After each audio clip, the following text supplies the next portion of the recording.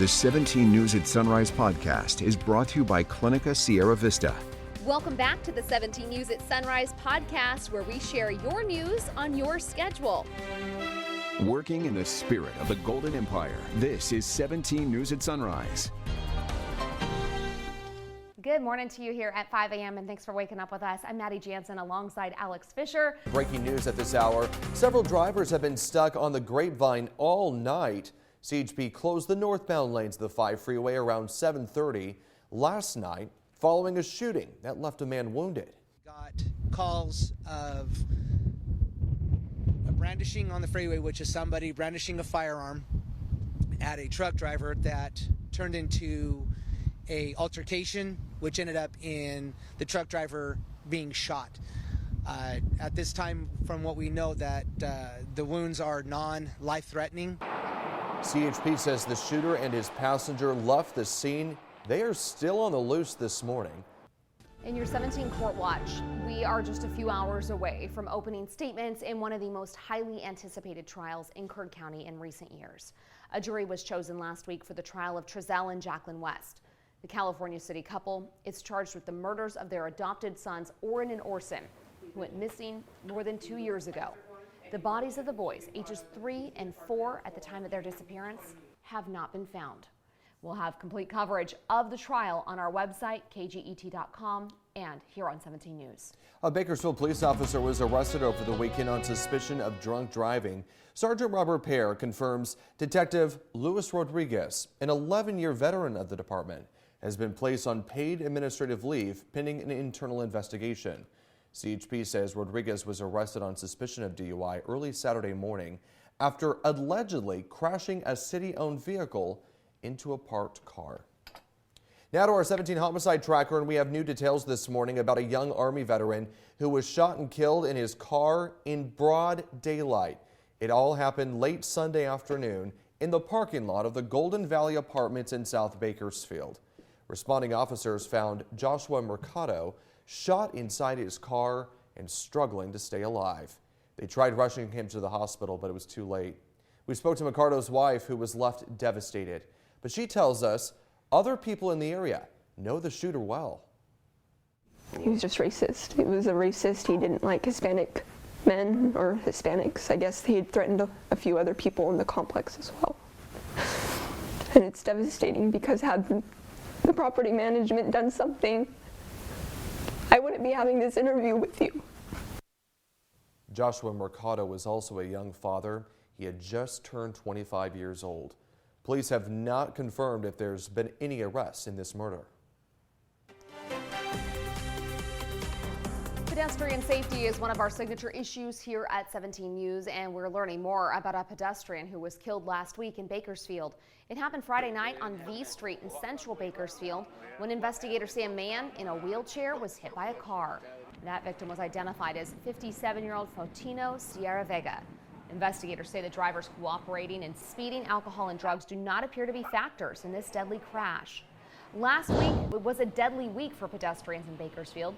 The V Street crash marked the third day in a row that someone was hit and killed by a car. South Chester Avenue, where a man was fatally struck by a hit-and-run driver. Investigators are still trying to track down that driver. So far, there have been 13 pedestrian fatalities in Kern County just this year. Now to Nashville and the rest of the nation grieving this morning. Less than 24 hours after 3 students and 3 staff members were gunned down inside an elementary school. And we're getting our first look at disturbing new surveillance video of the suspect, a former student, shooting out the doors of the school just ahead of the killing spree. Jay Gray's in Nashville with the latest on the tragedy. We're under a mass casualty alert. Locked glass doors shattered by gunfire. A shooter crawling through the doorframe, stalking the hallways of the Covenant School with what appears to be an assault-style rifle. Then, minutes later, The school shooting, multiple victims down. 3 9-year-olds and 3 staff members murdered as they were starting their day at the Covenant School. It's disgusting, and I have no words. Like, I'm just trying to process it all. It's so terrible, so sad. Investigators say the 28-year-old suspect killed by officers as they rushed into the building was a former student. There's some belief that there was some resentment for having to go to that school, and that's why this incident occurred. Nashville's police chief says Audrey Hale identifies as transgender. That information, part of a manifesto uncovered by police who say the school was not the only target. There was going to be shootings at multiple locations, and the school was one of them. There was actually a map of the school detailing surveillance, entry points. Now, this stunned, scared, grieving community searches for a map of how to move forward. I mean, there's not much you can do as a teenager, and I mean, just someone like just so small in this world. But I mean, I can pray and I can bring flowers and I can extend a hand of comfort. Comfort that is so desperately needed here right now. Jay Gray, NBC News, Nashville. Now to the Capitol. Governor Gavin Newsom's updated proposal that could allow the state to impose financial penalties on oil companies he says are price gouging. And it's now one step closer to becoming law. That after the Assembly sent the legislation to his desk yesterday afternoon. Capitol correspondent Eitan Wallace was inside the chamber and has reaction from the governor. Indeed, this came down to a party line vote. Republicans argue it will do more harm than good for everyday Californians, while the governor says it will ultimately reduce what you pay at the pump. Tally the votes. Ayes 52, noes 19. The measure is passed. With that vote, Governor Gavin Newsom's proposal, he vows, will hold oil companies accountable, cleared a major hurdle on this Monday, passing the Assembly with majority approval. It now heads to his desk. The legislature had the courage and conviction and the backbone to stand up to big oil, so I'm very, very pleased. The proposal came during a months-long special session the governor says is all about lowering the cost at the pump and going after oil companies he argues are taking part in price gouging. We'll open the roll. All those vote. Per the bill passed today, the state will create an independent oil watchdog division with subpoena power and allow the California Energy Commission to determine whether to impose a financial penalty on oil companies deemed to be price gouging or earning excessive profit margins. As for how much profit is considered too much, well, those details will be left to the commission. We sent a big and very powerful message to them today. I hope this is a signal to other states and leaders across this country and around the globe.